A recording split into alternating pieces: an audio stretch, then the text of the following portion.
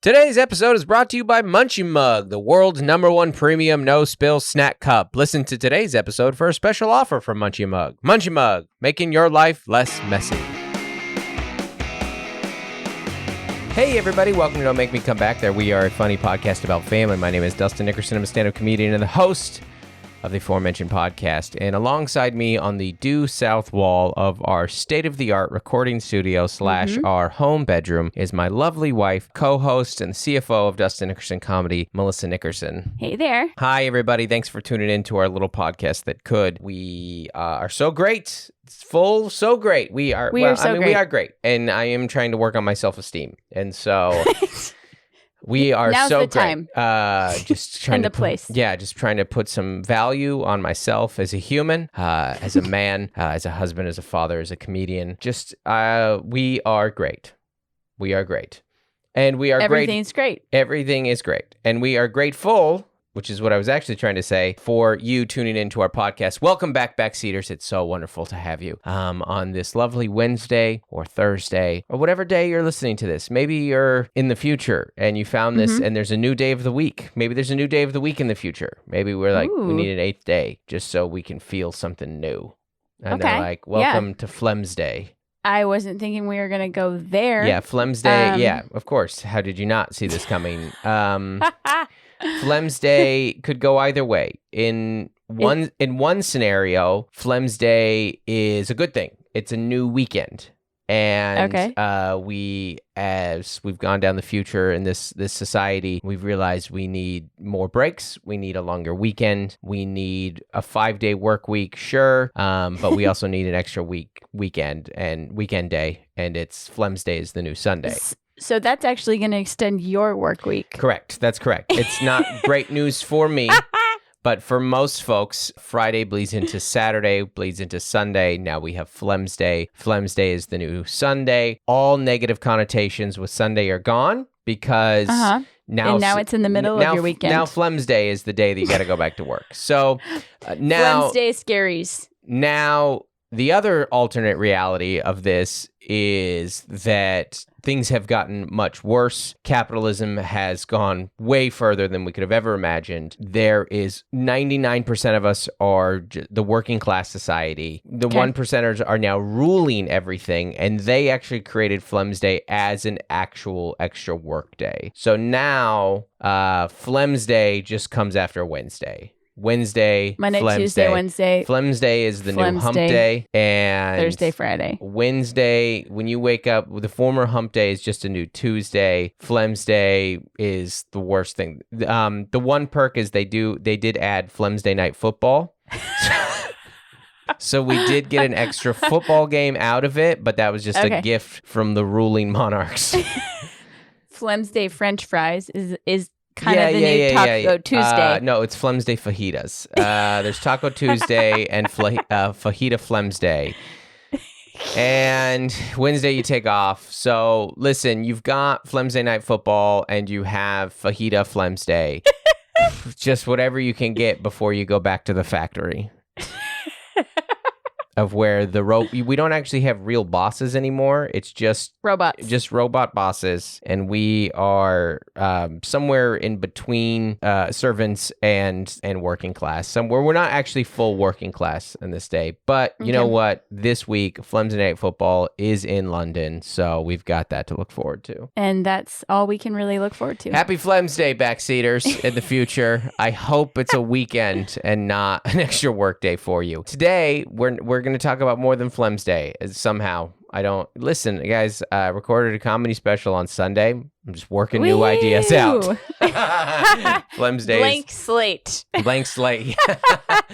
This mind is a blank canvas. And what's the word? And that's why you've got your hot lemon water going here for the old voice.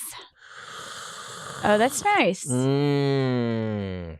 I'm taking in some hot water with a lemon here because I don't have much of a voice left. If I make it 40 minutes on this episode, it's going to be a miracle, ladies and gentlemen. But I'm here for you guys. Here this Flemsday. We got home late last night, and our daughters are on fall break. We're phoning it in. No. I mean, okay, no. we're winging it. No. I have notes here. I know. What are you talking about? We're getting back going. Yeah.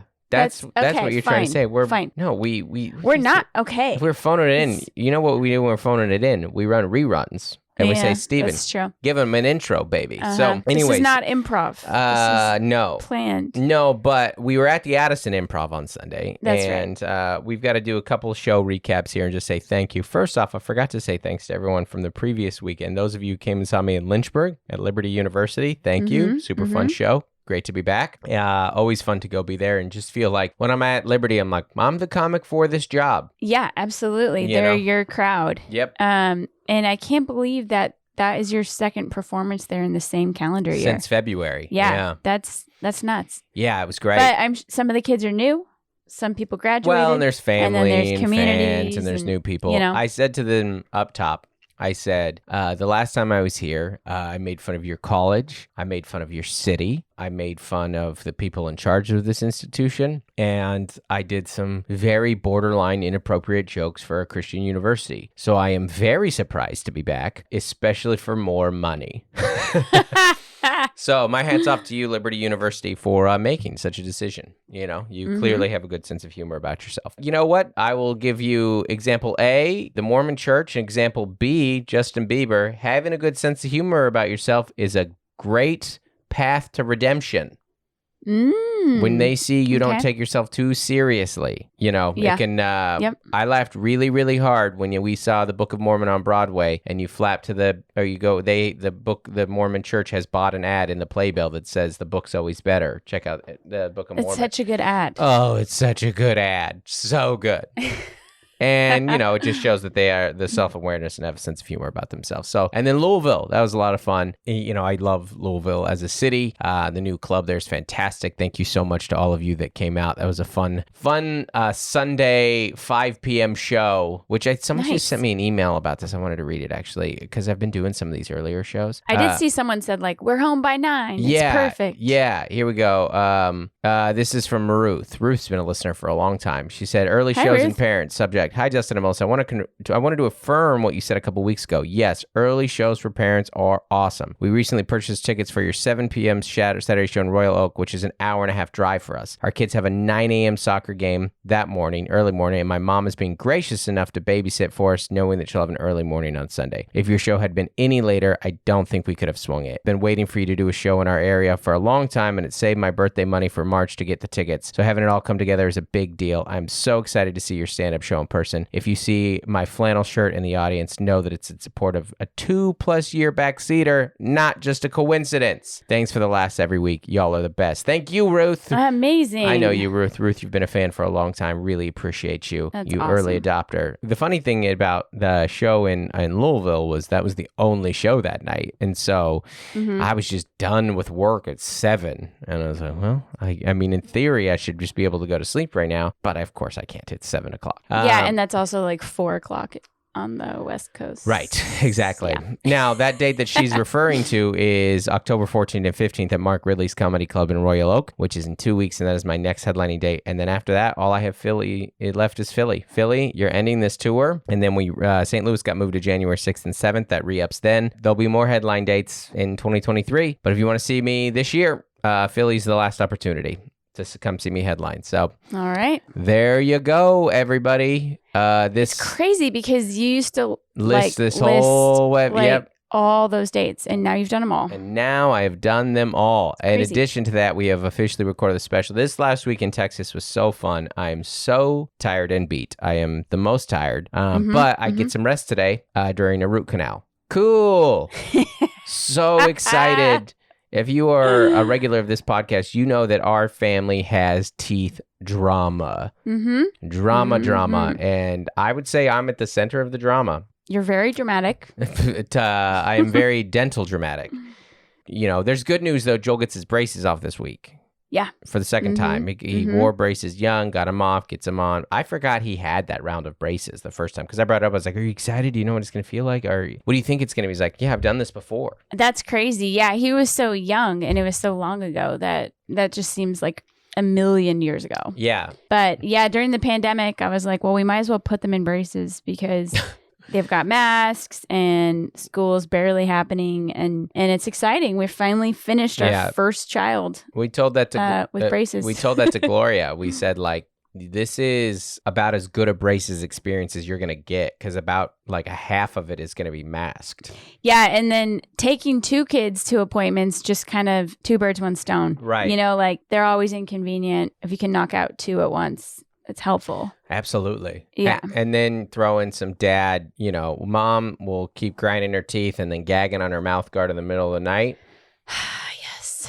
Well, I'm just hoping that, I mean, I wasn't performing, but there's just a lot of details with like a filming in a different city. Mm-hmm. You know, like there's just a lot of details. And I'm just hoping that my teeth pain goes down now that it's over. Right. You now know, that like, there's nothing to be stressed about. Like nothing. But just like in my sleep, I'm clenching and grinding. And you said something that was really funny. When I was messing with you earlier about how I'm your constant source of entertainment, and you get so like bored when I'm gone. Yeah. And you said, how can I be so bored and so stressed? And I thought that was a nice encapsulation. I don't want to use old, outdated tropes here, but whatever I would say is the primary caretaker, whoever spends the most time in the home. I'm the household manager. Yeah. I honestly think that's a good word for it, because you're not a stay-at-home parent. Certainly not in like the old. Well, because I work from home. You work from home, and also outside the home. I don't know. Yeah. Yeah, you work, and also small business owners. On the flip side of that, 3 to 4 days a week, you get more support than a stay-at-home parent gets. Absolutely. Like, yeah. Like there's no stay-at-home parent that has 3 to 4 days a week where she doesn't do a drop-off at a school, or he doesn't do a drop-off at a school. Depending on some parents' work schedules, a lot of times, like one parent will do the morning drop off and the other parent will do the afternoon pickup. That's usually people who do a lot of, or both working. So that one parent can start working earlier. Right. And I totally get that. Even this like fall break, some parents, one takes a week off, one takes the other week off. Right. Like if there's a lot of kids and childcare. Right. So hard. Yeah, because it's a 2-week break. But yeah, like on Mondays, you do like 2 of the pickups and the homework and the sports stuff for 2 of the kids. Yeah. And then I do 1 of the kids' sports stuff. I do that usually Monday, Tuesday, Wednesday, and then depending on the week, Thursday. Exactly. Yeah. Yeah. And you work more. And I get more admin detail work done while you're doing that. And I'm just sitting in a parking lot at a sporting event. Still, going kind of back to what I was saying, you were still the primary kind of household manager. Yeah. And I think that's a good encapsulation of what you're saying is, how could I be so stressed and so bored? Go Absolutely. Ahead. No, I think now that this month we will have 2 teenagers, and I know that raises. We're done raising kids. They're grown. I know that raises my anxiety because you just have to let go. More and more and more. So when you leave, either the day you leave or the day before you leave, every week it hits both of us. Yeah. Because we're used to it, but it still is very challenging. And so then that's the stress. Like I'm bored, but I'm stressed because like I don't know what my kid's going to want to do Friday night or Saturday night, or who's going to call, or where they need to be, and how am I going to make sure they're, safe, etc. Put a thumbnail in that, because I want to come exactly back to that after we talk about this weekend, because I have an anecdote to ride that. This last weekend, Texas, you were phenomenal. Thursday, Houston, Riot Comedy Show, sold out, super fun. Thank you so much. Packed in there so tight. We oversold it. It's great. The joke I made is I wanted them packed in there like money in the Church of Osteen's walls. And in Houston, that brought the house down. You guys were fantastic. Thank you for coming out. Friday and Saturday, we were in Austin, the new Cap City Comedy Club at the Domain. It's so funny. It's like there's Austin. This is a little bit outside. It's in Austin, but it's not downtown. So I joked. I was like, I told my agent I want to perform somewhere in Austin, but not feel like I'm in Austin. I want to be in the Domain. Like there's like 2 Whole Foods within 4 miles, which fancy. It's very fancy. Austin? It's very. Oh yeah, they had a really nice mall there. It's very high end. Very high end. It's La Jolla. It's La Jolla. Exactly. So you get there and you're like, oh, okay, cool. This is nice. And honestly, as far as like coming to a comedy show goes, it's much easier. Parking, accessibility, Getting downtown is always a pain. It's probably clean. It's so clean. And Yeah. downtown Austin is not clean, Right. depending on what street you're on. So they bring different things to the table, but I don't know. I don't want to compare because they have pros and cons, but I would say for a decent amount of people, you know, a show in the burbs or a show in it's not even in the burbs. It's just the fact that it's not downtown. Downtown is hard to get. You and I were talking about this. Elton John's coming to San Diego on his farewell tour. And usually if we go to a concert in San Diego, where we go is the venue 5 minutes from our house, or we've been doing Humphreys by the Bay, which is nice. We like that. But downtown, you're just like, geez, downtown. How am I gonna get it's a the bigger Uber, commitment. and it's a bigger concert. It's gonna sell out Petco, and then I gotta find the Uber line. It's just hours of extra work. And amphitheaters, they're just different. Like the parking and the time. I cut my teeth doing downtown San Diego comedy. Madhouse Comedy Club is where I right next to Gaslamp. Essentially in Gaslamp. Exactly. Absolutely in Gaslamp. When you left, you're like, oh, it's just such a hassle, especially on Friday, Saturday nights. Oh, I gotta get downtown. So anyways, Austin, this one was not downtown, and it was great, and everybody had fun, and we loved it. And you know what? Dallas wasn't downtown either. You know what? A lot of comedy clubs aren't downtown. They're in malls. They're outside. Some of them are. Some of them, the best ones in the country, are DC Improv and, you know, the Downtown Comedy Works in Denver, stuff like that. But the Austin shows were fantastic, sold out, really great. Appreciate you guys coming out. We'll be back again in a year to both those places, I'm sure. And then the Sunday shows in Addison were incredible. So fun. Mel, you were there. Why don't you initiate a little recap on how you thought everything went versus how you thought it would go versus how the last one went? There was so much prep that the day of was very seamless. I had specific jobs, and then you had your specific jobs, and then like Alec had his stuff, and we had our friend and hairdresser. She did makeup. Laura crushed it. Laura was there, Thank so you, she Laura. was on as well to do her piece. Mostly your hair and makeup. Oh, stop it! Well, I'm just talking about hours. I'm just talking about as far as minutes gone in. Hey, her expertise was making sure you didn't look shiny on camera. And she totally pulled that off, which is, as a guy, just really what you're looking for. You know? The trick in men's makeup is to really make it look like you're not wearing any makeup, because you're not really trying to wear makeup. You're just trying to not look distractingly shiny. Yep. That's the main goal. Yeah, we're not doing like eyeliner and Yeah, because you hope between clips and the special itself, if it matches overwhelm numbers, this will get millions of views. Yeah. Like I've had clips hit, just clips from that special get millions of views. This one very well could as well. That you go like, all right, I want to look like presentable. You know, when you get, you know, I don't do that for every show. I very rarely do, but every once in a while you go, all right, I got to tidy this up a little bit here. Taylor talks about that, like with some of her theater shows, you just get hair and makeup. Right. Because it's kind of like when your kid has a ballet recital and you're like, no, put on red lipstick and some blush. Right. Like, so you don't look washed out on a huge stage. Right. You know, like under all the lights and when there's a ton of people. And you know what? Those cameras are pretty high definition. Yeah.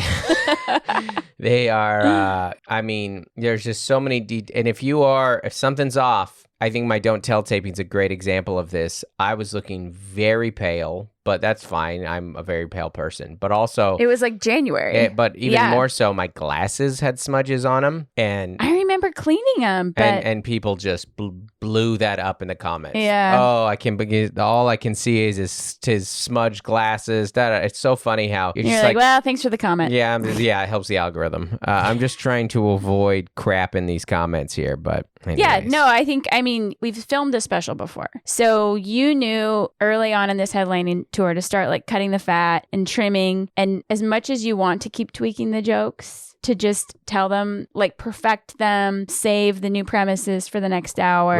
Right. You were so dialed in and you have a hard time memorizing. Yeah. So even pre-show, we were setting up the stage and the at the venue. We saw you. You were walking around like Addison, the pavilion with AirPods, hat, water bottle, and you were just taking a walk and like listening to your hour again. Yeah. Just like to embed it in your head. Which is what I've done for 2 weeks, 3 weeks. You tour the hour, you write it, and then you kind of let it dry. You kind of cement it. You go like, this is it. We can't touch anything. This is it. Just memorize this as it is. This is what you're presenting. And then the night of comes, and it's so much better the second time. I told Tay this, but I remember between watching Quarter Life Crisis and Look at You, her 2 specials, and this was between Overwhelmed and this special. The first one, you're like, I hope I make a good special. I hope I make a good special. And the second one, you go, I'm making a special. And so you know what it is. You know how to do it. You know the process. You know what you can and can't do. And what you can control. My favorite part of it was just the ownership. Each show, I went up for 5 minutes at the beginning. I was the very first thing that came to stage, which never happens at a headlining show. And I just said, hey, everybody, I got sent here to do announcements on my own special. And I laughed. And then I just went over the rules. We're taping. Don't be weird. You're going to get a check drop. Just ignore it. Just,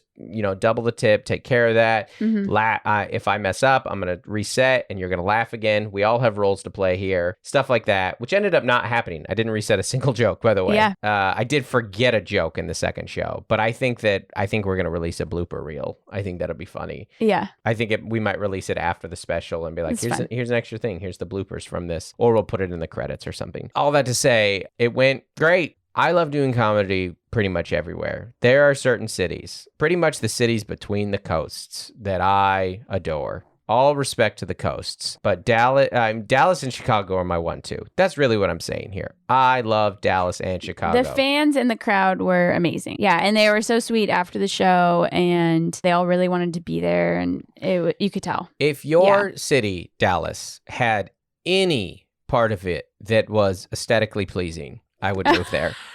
If you had an ounce, if Dallas had one thing in nature that I liked looking at, I would live in Dallas. Now, Laura and I did drive over a big lake. They got some lakes, but I mean, lakes aren't hard to find. Minnesota's got 10,000 of them. Like 15 toll roads. Listen, Dallas, you are a big city. You're a great city. I couldn't love the people more. I love everything about Dallas. I hate looking at Dallas. Yeah, I get it. I get angry. I was in the car as we were driving to the airport. I was like, it's just blah forever, ever. But I know that's a lot of Texas, but it's flat. It's also just, it just keeps going. I told you, sprawling it's parking lots. It's a huge car. The whole city is like one big Costco parking lot. It just sprawls and sprawls. And it's the airport. You're on that shuttle. You're like, how long is this shuttle? I know. It's so spread out. Yeah. But we had a great time. But let me tell you this, Dallas. This is actually a very high compliment because you don't choose what the scenery looks like around you, but you choose how you are as people. And I like you. And I like your activities. And I told you Deep Ellum was really cool. We went to Deep Ellum. So fun. And that's like our favorite. It really felt like Austin or Nashville in that little pocket. And we went in the Galleria. That was old school. Galleria was fun. Yeah. Old school memories of mine. We went and had we went to Terry Black's barbecue and I made a mess of the coleslaw, and that's because we love the sides. Here's my take on barbecue. Barbecue can get to a certain level of great, and then it's just whatever you prefer. But to me, like that is good, very good. But we really love the sides. I made a mess, and I should have put that coleslaw in a munchie mug. Ooh. And then it wouldn't. I know we're at the 26. That wasn't my best segue into the munchie mug, but I needed to get to the munchie mug. I was thinking you were going to see you to put the coleslaw on the burger. No. Sandwich. Well, you didn't see the segue coming, but I sure didn't. Anyways, you guys, if aren't familiar with munchie mug is the best spill-proof cup on the market. That's right. You've got items in your life, especially coming. Halloween's coming. Halloween is coming. There's some snacks in your life. We were on a plane with a bunch of babies last night. So many babies making messes. They needed munchie mugs to hold their snacks. You've got the goldfish. You know who needed munchie mugs puffs. Is my fans at the Addison Improv, so everybody didn't have to go vacuum. You saw them vacuuming after the shows? Should be standard issue munchie mugs at comedy clubs.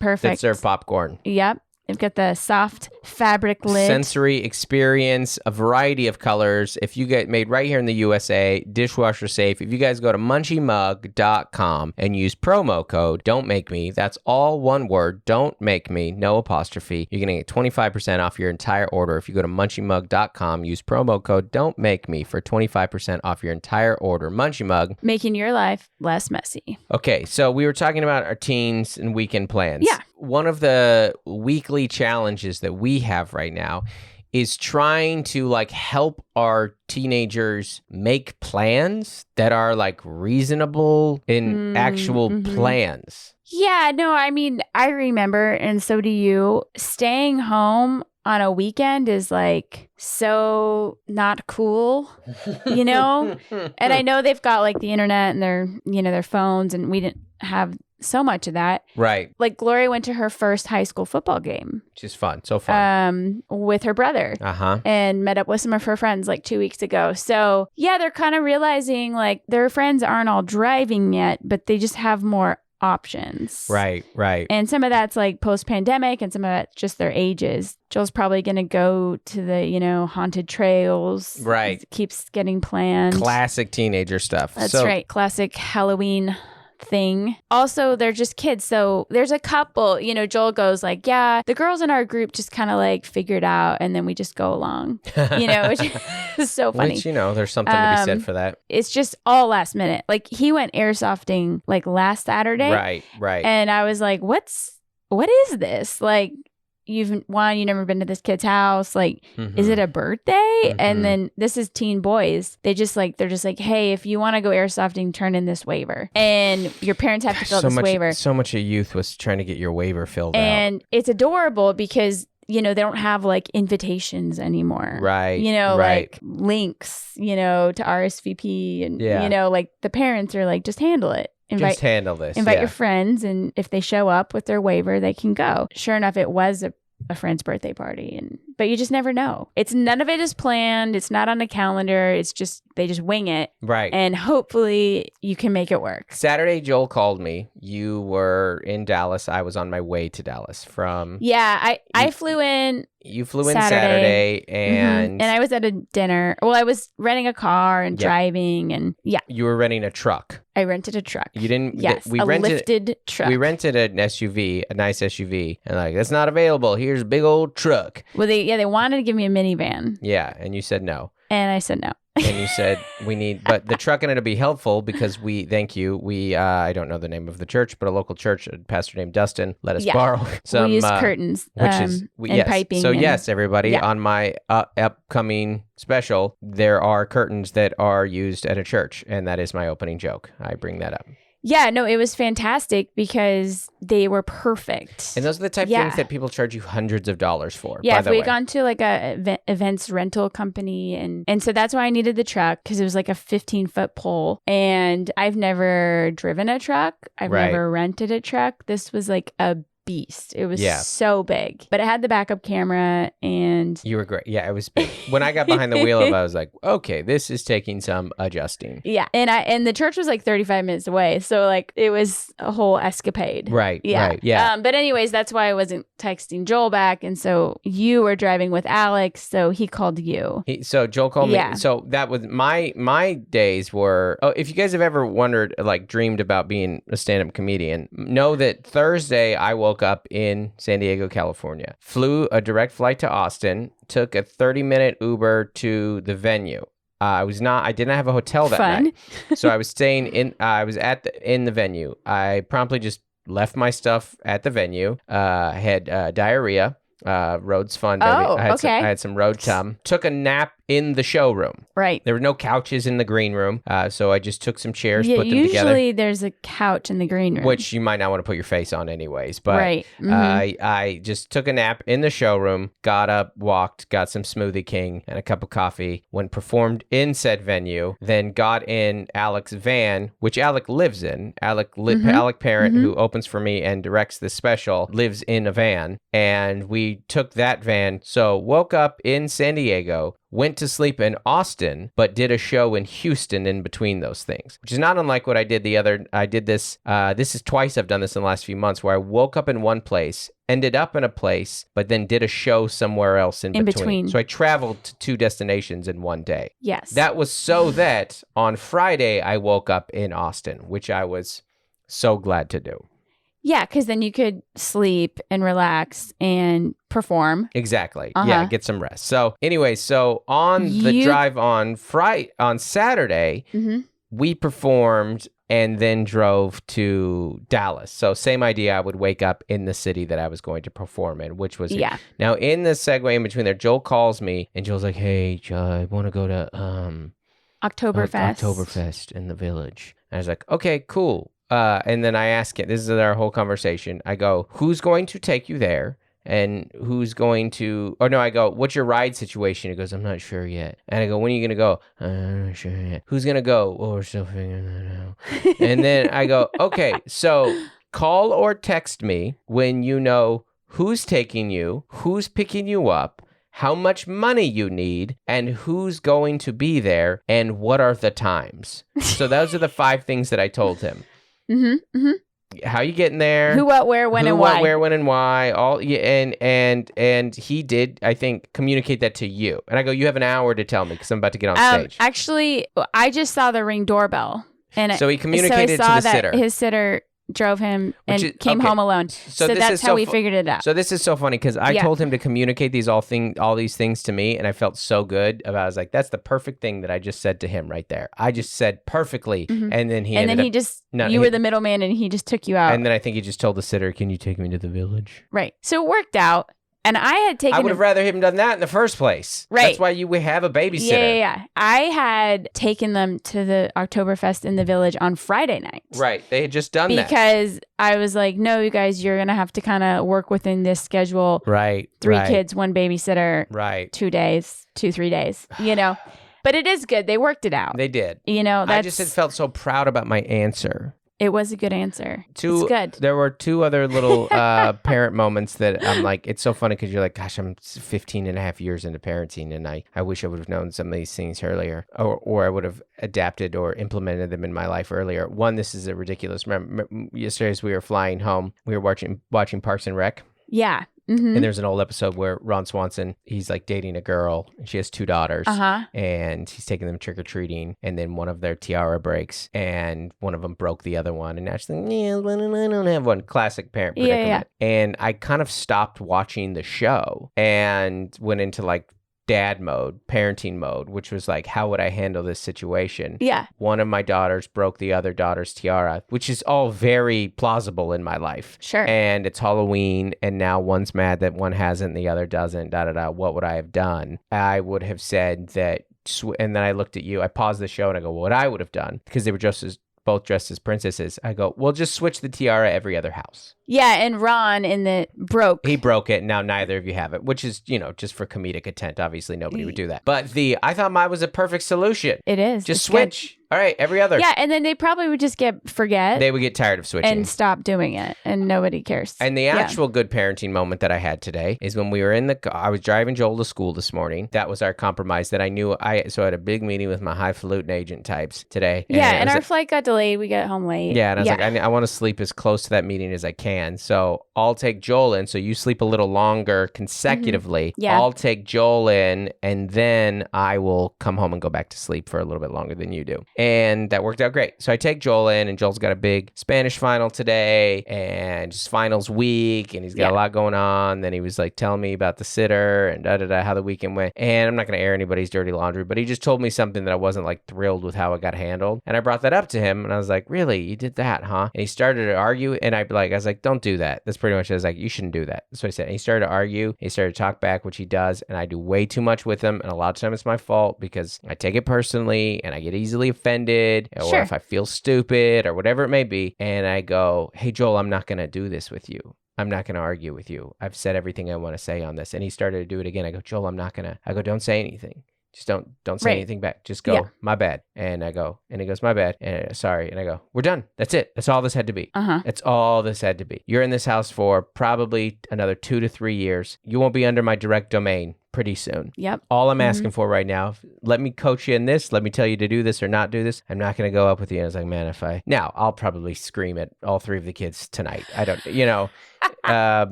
who knows? It depends if we try and watch a movie or not. If we try and watch an episode of She-Hulk tonight, then I'll yell at you. All bets are off. I'll yell at the cats.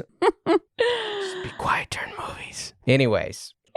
That's some family stuff. I got to go on MLB Network yesterday. That was fun. I was supposed to part of the reason my voice is struggling and I got 5 minutes left of this podcast is we were supposed to take a day off tomorrow, the day after the special on Monday the 3rd, and have a little day in Dallas, sleep in, walk around the Galleria, which you had remembered from your youth. You had went to. As a middle schooler in Texas, in a small town on the Oklahoma border, we got to come down to the Galleria a couple times. Yeah. And it was a big deal. It's like a 4 it's huge. story There's mall. an ice arena in it. There's an ice arena in the mall. Yep. That's one of the biggest malls in the country. I bet they built Addison around it. Yeah, absolutely. All the restaurants and stores. It's fun. I walked. It's funny you said that because you mentioned that sounds familiar to me. And in my mind, I was like, it's called the Galleria. I'm sure there's a million of these type things, especially in Dallas. But you were correct. You were exactly right. You had been there before. And I walked in going, this looks like 1994's nicest mall in America. Yep. This looks like the nicest because it's and I was there in the mid 90s. Yeah. You were in its glory days because it's not bad now. It's still nice, but it's not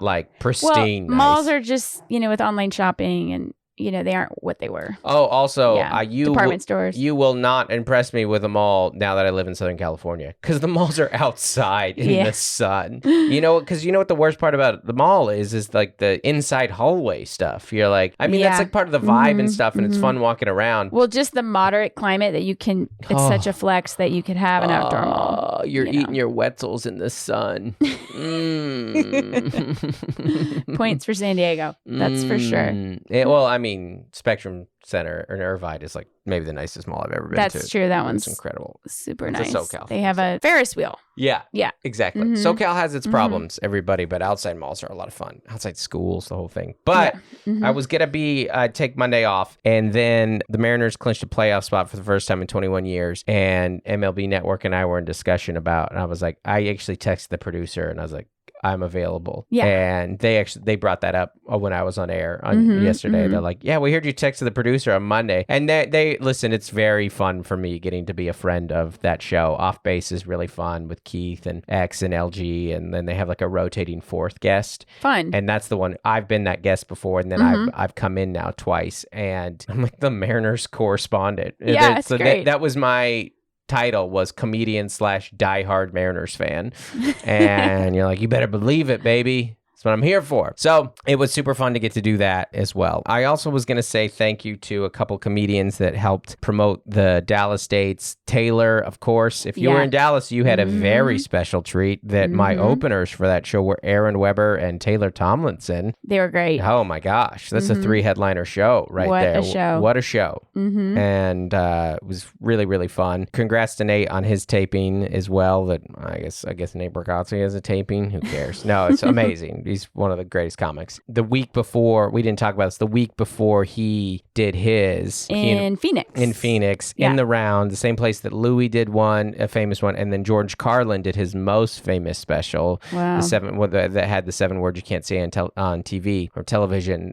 He did that there. You guys watched those? We watched those the night before. So Nate rented this incredible house, and we were all hanging out, and we were doing various... And it was friends and openers of his. Super fun. Yeah. It was incredible. Yeah, it was really, really fun and a great time. And we did that fun little promo video. So I don't know. It's nice to have comics helping. Absolutely. Really, really fun. You need them. I need to do vocal rest. My voice hurts so bad.